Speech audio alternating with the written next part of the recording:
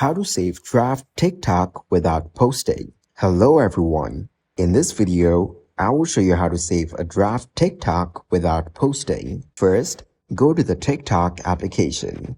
Now here at the bottom, tap on plus icon, which is in the middle of the page.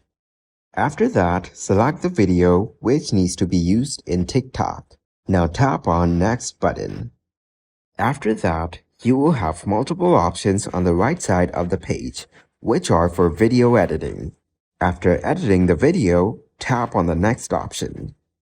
Now two options further available. One is draft and the other is post. Tap on the draft option. So through this option, your video will not be uploaded on TikTok but saved in drafts.